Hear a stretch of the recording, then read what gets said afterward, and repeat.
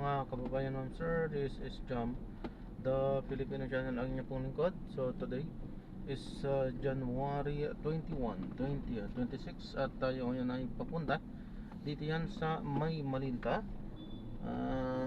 Saan na to? Juliana Street, Malinta, Valenzuela. At dadalhin po natin yan sa may Valenzuela Medical Center. Sa may Valenzuela Medical Center, sa may Padrigal, Karuhatan, Valenzuela po yan. Okay po, so magbabalik po tayo mamayang unti po pag nakakuha na po natin sila. Disclaimer lamang po, ang content po natin ay kalsada at hindi ang passenger. Kaya naman sakali man po na may marinig kayo mga pangalan ng lugar, pangalan ng tao, pangalan ng organisasyon sa government o private man yan, ay wala pong kinalaman ang channel nito at wala pong pinapatungkulan. Lahat po ng pinag-uusapan dito ay pawang dito lamang po yan sa loob at wala pong pinapatungkulan sa labas. Okay po, magbabalik po tayo mamaya unti pag nakakuha na po natin sila. At samantala, makinig tayo ng mga nagbabagong balita at mga talakayan habang tayo papunta doon sa ating pick-up area.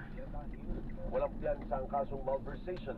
Sumasailalim sa quarantine at assessment sa Revilla sa isang selda kasama ang mga dating opisyal ng DPWH na sina Bryce Hernandez, JP Mendoza, Juanito Mendoza at RJ Tomasig.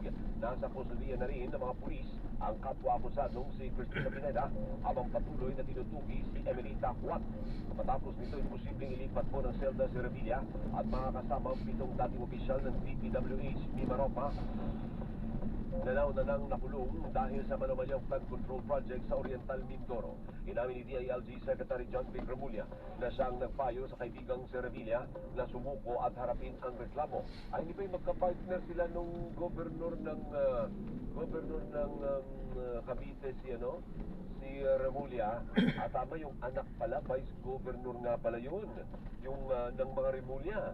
Diniyak naman ng DILG at BJMP na walang ibibigay na special treatment sa dating senador habang nasa kulungan. Sa Biyernes, inaasang tiringin ang Sandigan Bayan ng Muson ng kampo ng Revilla na may lipat sa PNP Custodial Facility dyan sa Campo Crame.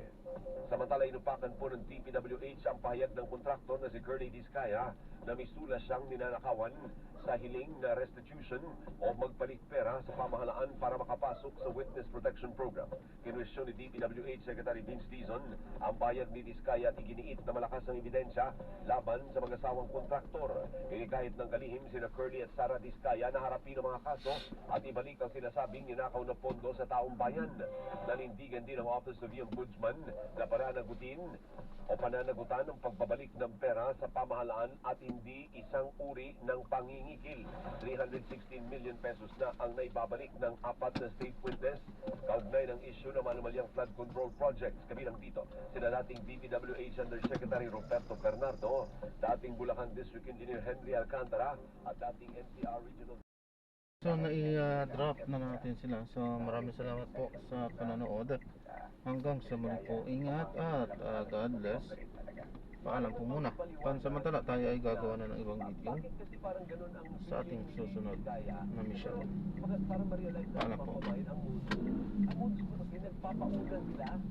Pag ano yun, nagpapaluwal muna yung kontraktor para may makuha pera ang mga diwaling magbabatan. Hindi pala tayo nakapag-play kanina.